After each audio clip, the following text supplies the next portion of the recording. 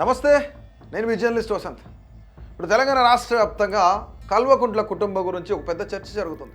తెలంగాణ తీసుకురావడంలో ప్రధాన పాత్ర పోషించిన కల్వకుంట్ల కుటుంబం, 10 ఏళ్ళు సీఎంగా చేసిన కేసీఆర్ కుటుంబం, 10 ఏళ్ళు అంతా కలిసిమెలిసి పెద్ద పెద్ద పొజిషన్స్లో కేసీఆర్ తర్వాత నేనే అన్న రేంజ్లో ఉన్న కల్వకుంట్ల కుటుంబంలో స్ప్లిట్స్ ఏర్పడ్డాయి. ఇది ఎందుకు ఇప్పుడు చెప్తున్నానంటే, తెలంగాణ రాష్ట్ర వ్యాప్తంగా చిన్న చిన్న పల్లెల నుంచి పెద్ద పెద్ద బిజినెస్ మ్యాన్ల వరకు ఈ కల్వకుంట్ల కుటుంబం గురించి అసలు ఏం జరుగుతుంది, ఈ కుటుంబంలో గొడవలు ఉన్నాయా లేవా అనేది ఒక పెద్ద చర్చ.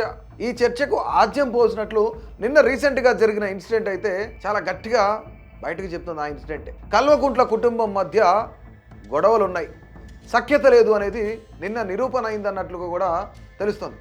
ఎప్పుడైతే నిన్న కవిత కొడుకు అమెరికా వెళ్తున్నాడో చదువుకోవడానికి, ఆర్య, అతన్ని తీసుకొని కేసీఆర్ ఫామ్ హౌస్కి వెళ్ళింది కవిత. కానీ తండ్రిని కలవలేదు, తండ్రి కూడా కవితను పిలవలేదు. అయితే ఇక్కడ ఏం జరిగిందంటే ఇన్సిడెంట్, కుమారుడిని మాత్రమే కేసీఆర్ బెడ్రూమ్ దగ్గరికి పిలిపించుకొని, అతను ఉండే ప్రాంతాన్ని ఆ రూమ్కి పిలిపించుకొని 10 నిమిషాలు మాట్లాడి ఆశీర్వదించి పంపించారు. సో ఇది తెలంగాణ రాష్ట్ర వ్యాప్తంగా జరుగుతున్న చర్చ. అసలు నిజంగానే గత 10 ఏళ్ళు తండ్రి వెన్నంటే ఉండి, తండ్రికి సంబంధించిన ఏ విషయమైనా సరే చాలా దగ్గరగా ఉండి చూసిన కవిత ఈరోజు కనీసం తండ్రి దగ్గరికి ఎందుకు వెళ్ళలేదు? కవిత కేసీఆర్కి ముద్దుల కూతురు అనుకోవచ్చు. ఎందుకంటే కేసీఆర్ ఏ విధంగా మాట్లాడతారో, ఏ విధంగా చేయుపుతారో, ఏ విధంగా స్లాంగ్ ఉంటుందో, ఏ విధంగా ప్రజలను మభ్యపెట్టగలడో, ఏ విధంగా ప్రజలని అక్కడ నుంచోబెట్టగలిగే శక్తి కేసీఆర్ స్పీచ్కి ఎలా ఉందో, కేసీఆర్ తర్వాత కవితకు కూడా అదే టాలెంట్ ఉందనేది చాలా మందిలో ఉన్న చర్చ. సో ఇప్పుడు వాళ్ళిద్దరు మాట్లాడుకోలేదు. వాళ్ళిద్దరూ అంటే 10 ఏళ్ళు పరిపాలనలో ఉన్నప్పుడు అన్నీ తామే అనుకున్న వ్యక్తులు ఈరోజు మాట్లాడుకోలేదంటే అందరినీ ఆశ్చర్యానికి గురి చేస్తుంది. అంటే ముద్దుల కూతురు కవితను పిలిపించుకోలేదు అంటే కేసీఆర్కి కవిత మీద నిజంగానే అంత కోపం ఉందా? అసలు మాట్లాడలేనంత కోపం ఉందా? కానీ కవిత మాత్రం ఎప్పుడు చూసినా సరే కేసీఆర్ దేవుడు అని చెప్తుంది, కేసీఆరే మా సీఎం అంటది, జై కేసీఆర్ అంటది. అంత ప్రేమ ఉన్న కవిత ఎందుకు తండ్రిని కలవలేదు? అంత ప్రేమ ఉన్న కూతురు ఎందుకు తండ్రితో మాట్లాడలేదు? నిజంగానే మొహం చెల్లక మాట్లాడలేదా? జాగృతి పేరిట ప్రజల్లోకి వెళ్తుందనే మాట్లాడలేదా అనేది ఇక్కడ పెద్ద క్వశ్చన్ మార్క్. అంటే ఇక్కడ మరొక అంశం ఏంటంటే, కవిత ఎప్పుడైతే ఎర్రవల్లి ఫామ్ హౌస్కి వెళ్తుందని సమాచారం తెలుసుకున్న హరీష్ రావు, కేటీఆర్ అదే సమయానికి అక్కడికి వెళ్ళారు. కానీ వీళ్ళ ముగ్గురికి ఒకళ్ళొకళ్ళు పలకరించుకోలేదు అనేది చర్చ. ఒకళ్ళతో ఒకళ్ళు మాట్లాడుకోలేదు, ఎదురుపడ్డారు కానీ మాట్లాడుకోలేదు అనేది ఇక్కడ ప్రధానమైన అంశం. కవిత, కేసీఆర్ ఇద్దరు తండ్రి కూతురు ఏదో మాట్లాడుకోబోతున్నారని భావించి కేటీఆర్, హరీష్ రావు వచ్చారా?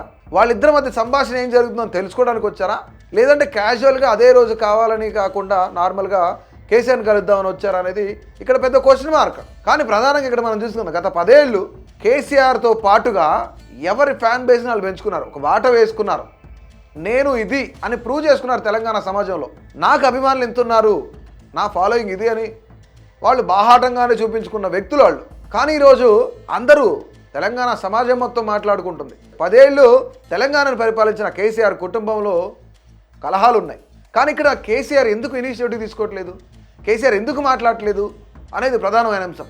అసలు ఆయన వ్యూహం ఏంటి? కుటుంబంలో ఇన్ని గొడవలు జరుగుతున్నా, ఇన్ని ఇబ్బందులు జరుగుతున్నా, ఇంతమంది మాట్లాడుకుంటున్నా వాళ్ళ నలుగురిలో ఎవరు కూడా దీనిపైన స్పందించిన పరిస్థితి లేదు ఇప్పటి వరకు. అంటే కొన్ని మీడియా ఛానల్స్ని మీరు కంట్రోల్ చేయగలగవచ్చు.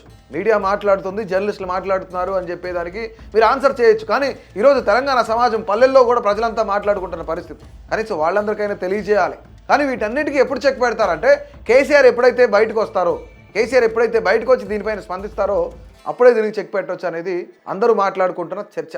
కవిత, కేసీఆర్ ఎందుకు మాట్లాడుకోలేదు? కవిత, హరీష్ రావు, కేటీఆర్ వీళ్ళ ముగ్గురు ఎదురుపడ్డా సరే పలకరించుకోకపోవడానికి అసలు ఏంటి కారణం ఏంటి అనేది కూడా మీ యొక్క అభిప్రాయాన్ని అయితే తప్పకుండా తెలియజేయండి.